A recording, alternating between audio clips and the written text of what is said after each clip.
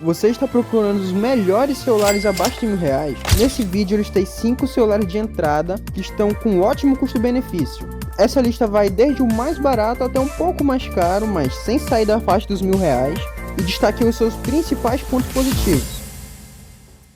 Começando com o celular mais barato dessa lista, sua versão de 64 GB e 3 de RAM, está custando por menos de R$ 600, que é o Realme Note 50. Ele vem com uma tela HD com 6,74 polegadas, com uma taxa de atualização de 90 Hz. Faz quase 250 mil pontos no AnTuTu e vem com uma bateria de 5.000 mAh. Ele vem com uma câmera traseira de 13 megapixels e outra auxiliar de 0,8 e uma câmera frontal de 5 megapixels, com gravação Full HD a 30 fps. Infelizmente ele não vai ter NFC e nem 5G. Passando aqui rapidinho só para explicar o que é o NFC. Bem, basicamente o NFC funciona para quando você for comprar algo, usar seu celular com aproximação. Sabe quando você vai no supermercado e vê uma pessoa apagando somente aproximando o celular da maquininha? Bom, isso basicamente só é possível com celulares que possuem NFC. Assim, nem todo mundo usa e nem é tão útil, visto que tem um cartão de crédito que tem a mesma função.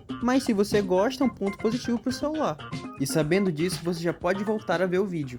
Bem, agora eu vou deixar as minhas considerações aqui. Lembrando, ele é um celular abaixo de R$ 600, é um celular muito de entrada. Então, basicamente, ele vai servir apenas para tarefas básicas. Assistir vídeos, usar redes sociais, enviar mensagens, nada muito além disso. Mas, cara, o que realmente me chamou a atenção nesse celular é sua tela de 90 Hz. É uma taxa de atualização muito boa pelo seu preço. E tendo em vista o seu preço, ele vai ser uma ótima opção para uma pessoa que não é muito exigente com o celular, que só vai ele para estar usando para tarefas básicas, ou até mesmo ser um celular secundário. E outra coisa, eu achei o design dele muito bonito, de verdade.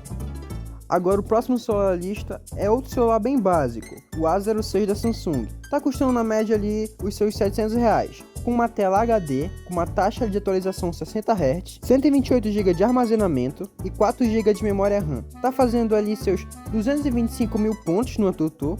Tem uma bateria de 5.000 mAh, duas câmeras na traseira, uma de 50 megapixels e outra de 2 megapixels, e uma câmera frontal de 8 megapixels, e consegue ali gravar Full HD a 60 fps, e ele não vai ter nem o 5G nem o NFC. Esse daqui é outro celular básico de entrada como o anterior. A principal diferença dele vai ser no armazenamento, que esse daqui vai ter 128 GB e 4 GB de RAM. Esse daqui é bacana porque eu vou conseguir falar dele, porque a minha mãe tem ele. Então o que eu tenho para falar dele é o seguinte: ele é um celular básico que cumpre o que promete. Para um usuário que só quer usar ele para tarefas básicas, ele é muito bom. Tem uma boa bateria, um bom processador, bom armazenamento. Obviamente, tudo pelo seu preço, né? E até em jogos, se você é um jogador casual e não competitivo, você vai se dar muito bem com ele. Eu mesmo testei ele em jogos e ele tem uma performance aceitável. Inclusive, os vídeos que vocês estão vendo foram todos gravados nele. E lembrando, ele não é um celular para jogos.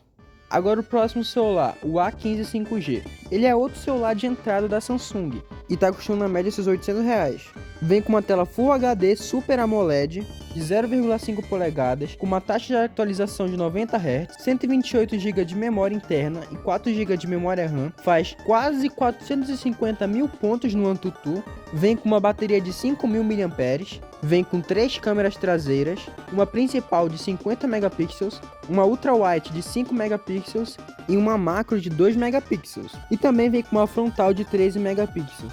E consegue gravar em Full HD a 30 fps. E esse daqui já vem com 5G e já vem também com NFC, o que significa que você já vai conseguir fazer suas compras com aproximação. Bem, esse celular é bem semelhante ao anterior, sendo da mesma marca, mas a diferença é que ele vem com alguns upgrades. A taxa de atualização é melhor, 90 Hz, as câmeras são melhores, ele já vem com 5G e o NFC, e o que eu acredito ser a sua principal diferença é o processador, pontuando quase o dobro no AnTuTu. Então realmente esse celular é um ótimo custo-benefício. Agora o próximo celular é o Poco C75, um de entrada da Xiaomi. Ele está custando na média seus R$ 750.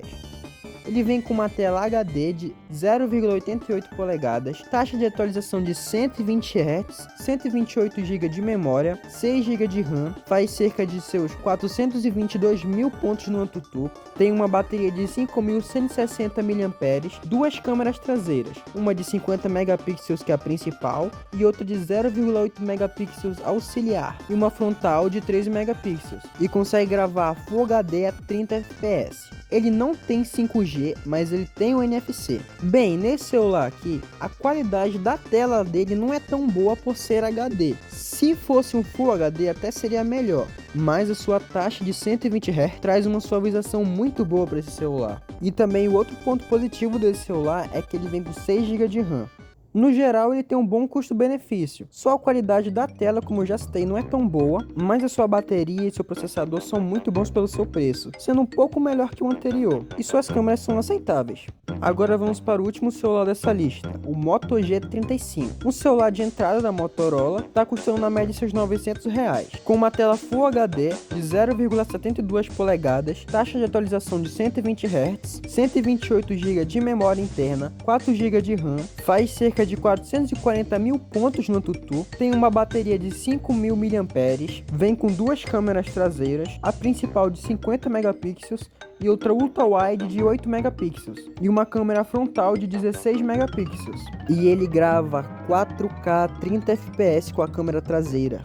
E tem 5G e NFC. Bem, é um ótimo celular custo-benefício, com um processador bom, bateria boa, uma tela muito boa, mas o principal desse celular aqui, porque eu coloquei nessa lista, é que a câmera dele grava em 4K. Nem parece que a gente está falando de um celular abaixo de R$1.000. E atualmente, pela sua faixa de preço, ele é o único celular que consegue entregar essas ótimas câmeras, sendo um dos principais custo-benefícios desse vídeo.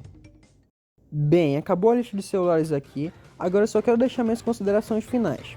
Os celulares citados são de entrada, ou seja, são celulares para tarefas básicas, como usar redes sociais, acessar a internet, e é basicamente isso. Você não pode dar tarefas pesadas para esse celular, ou senão você vai se frustrar. Principalmente os dois primeiros celulares citados nesse vídeo, o A06 e o Realme Note 50, porque são celulares bem de entrada, com um processador bem fraco. Mas, por exemplo, se você quer jogar alguns jogos não tão pesados, o A15, o Poco C75, o Moto G35, eles vão dar conta do recado. Mas lembrando, esses celulares não são para jogos pesados. E outra coisa, algo que eu acho muito interessante é que alguns anos atrás, nunca que você ia conseguir comprar um celular de 128 GB custando menos de R$1.000, ou também que grava em 4K, então a gente percebe que isso é uma evolução muito boa em relação ao custo-benefício de celulares, e eu acredito que isso só tende a evoluir. E para você que está assistindo até aqui, muito obrigado pela sua atenção, eu espero realmente que esse vídeo tenha te ajudado, e se você concorda ou discorda de alguma opinião, pode estar deixando aí no comentário, e essa foi a lista do que eu acredito ser os melhores celulares na faixa dos R$1.000.